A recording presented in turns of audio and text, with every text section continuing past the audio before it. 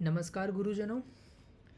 તો આપણે આપણા એમડીએમ અટેન્ડન્સ રેકોર્ડ બોર્ડ એપ્લિકેશનના એક્સપ્લેનેશન વિડીયો સિરીઝના ત્રીજા વિડીયોમાં છીએ.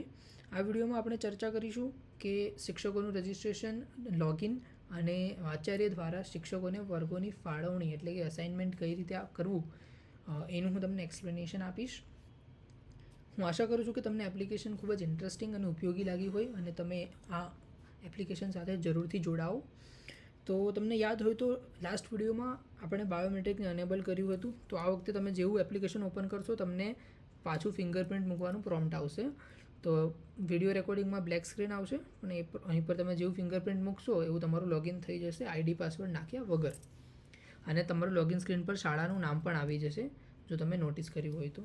તમારું લોગિન સક્સેસફુલ થઈ જાય એટલે તમે પાછા હોમ સ્ક્રીન પર આવી જશો. અહીંયાથી હવે તમારે સૌથી પહેલાં ટીચર મેનેજમેન્ટ ટેબમાં જવાનું છે.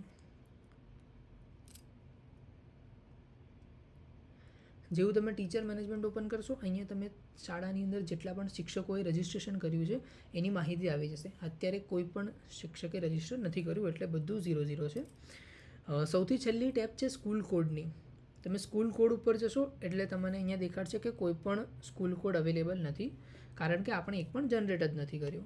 તો હવે જનરેટ કોડ પર ક્લિક કરશું.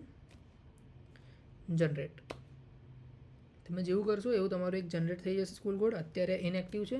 તમે એકવાર પેજને રિફ્રેશ કરશો એટલે એક્ટિવ થઈ જશે. ઓકે.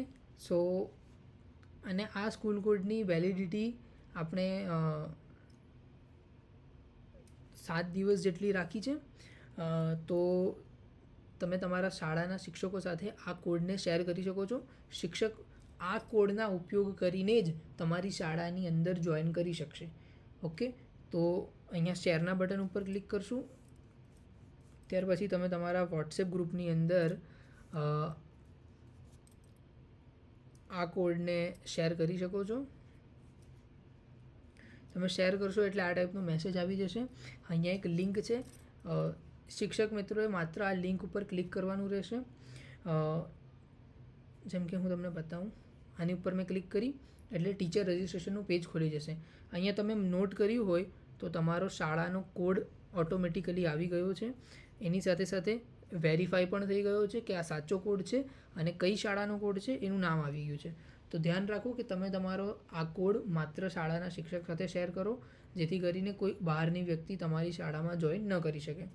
તદુપરાંત જો કોઈ વ્યક્તિ જોઈન કરી પણ દે તો પણ શાળાના આચાર્ય પાસે ઓથોરિટી રહેશે કે એ શિક્ષકને શાળામાં ઇન્ક્લુડ કરવા કે ન કરવા.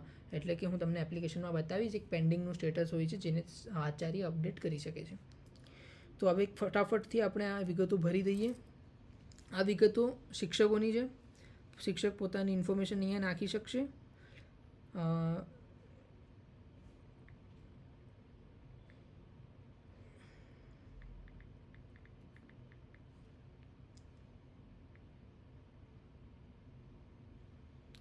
ત્યારબાદ સિમિલરલી અહીંયા પણ 6 ડિજિટનો તમારે પાસવર્ડ નાખવાનો છે. હું અત્યારે પાસવર્ડમાં ડમી વેલ્યુ નાખું છું. ખૂબ જ સરળ. તમારે એવો પાસવર્ડ ન રાખો. પાસવર્ડ જેટલો બને એટલો સ્ટ્રોંગ રાખો જેથી કરીને કોઈ પાસવર્ડ સ્ટીલિંગ ન કરી શકે. ત્યારબાદ રજિસ્ટર એઝ અ ટીચર કરવાનું છે. બસ શિક્ષકો માટેનું કામ આટલું જ છે. શિક્ષકોએ કોઈ શાળાની વિગત નથી નાખવાની. માત્ર એમનું નામ, મોબાઈલ નંબર અને પાસવર્ડ નાખવાનો છે. કારણ કે ઉપર શાળાનો આપણે કોડ લઈ લીધો છે એના મારફતે બધી ઇન્ફોર્મેશન આવી જશે. હવે અહીંયા એક ઉપર મેસેજ આવી જશે, રજિસ્ટ્રેશન સક્સેસફુલ, અવેઇટિંગ પ્રિન્સિપલ અપ્રુવલ. એનો મતલબ એ છે કે શિક્ષકનું રજિસ્ટ્રેશન થઈ ગયું છે પરંતુ મેં તમને કીધું એમ આચાર્ય પાસે ઓથોરિટી છે કે શિક્ષકને શાળામાં ઇન્ક્લુડ કરવા કે નહીં. તો હવે આપણે આપણી એપ્લિકેશનની અંદર બેક જઈએ. હવે તમે અહીંયા પેન્ડિંગની સ્ક્રીનને એકવાર રિફ્રેશ કરી દેશો એટલે તમને જે નવા શિક્ષકો જોઈન થયા છે એમની માહિતી આવી જશે. આપણે અત્યારે જ જોઈન કર્યું છે. એપ્લાઇડ ઓન 22 જૂન. અહીંયાથી આચાર્ય અપ્રૂવ પણ કરી શકે છે, રિજેક્ટ પણ કરી શકે છે. તો હું અપ્રૂવ કરી દઉં છું આ શિક્ષકને. જેવું તમે અપ્રૂવ કરી દેશો સર્વર ઉપર આની ડિટેલ્સ અપલોડ થઈ જશે. હવે આ શિક્ષક પેન્ડિંગમાંથી હટીને ટીચર્સવાળા સેક્શનમાં આવી જશે. અહીંયા તમને એની ઇન્ફોર્મેશન દેખાશે. અહીંયા એક એક્ટિવેટ ડીએક્ટિવેટનો પણ બટન હોય છે. તમે કોઈ શિક્ષક માની લો કે તમે અપ્રૂવ કરી દીધું અને હવે શિક્ષક શાળા છોડીને જતા રહ્યા છે, બરાબર. અથવા તો પછી થોડાક સમય માટે લીવ ઉપર છે તો તમે એના અકાઉન્ટને અહીંથી ડીએક્ટિવેટ કરી શકો છો, જેથી એ શિક્ષક દ્વારા કોઈ પણ માહિતીમાં મોડિફિકેશન ન કરી શકાય અને એની કામગીરી તમે બીજા કોઈ શિક્ષકને પણ અસાઇન કરી શકો છો. તો આ હતું એકદમ સિમ્પલ ટીચરનું રજિસ્ટ્રેશન અને અપ્રુવલ જે આચાર્ય દ્વારા થશે. હવે આપણે જોઈએ કે આપણે ટીચરે અકાઉન્ટ તો બનાવી દીધું, ટીચર માટે પણ આ સેમ જ એપ છે, કોઈ અલગ એપ નથી, પણ એમને હોમ સ્ક્રીન ઉપર register login as a teacher કરવાનું રહેશે. હવે અહીંયા એમને એમનો મોબાઈલ નંબર નાખવાનો છે અને પાસવર્ડ જે ટીચરે સેટ કર્યો હતો એ, અને ત્યારબાદ લોગિન.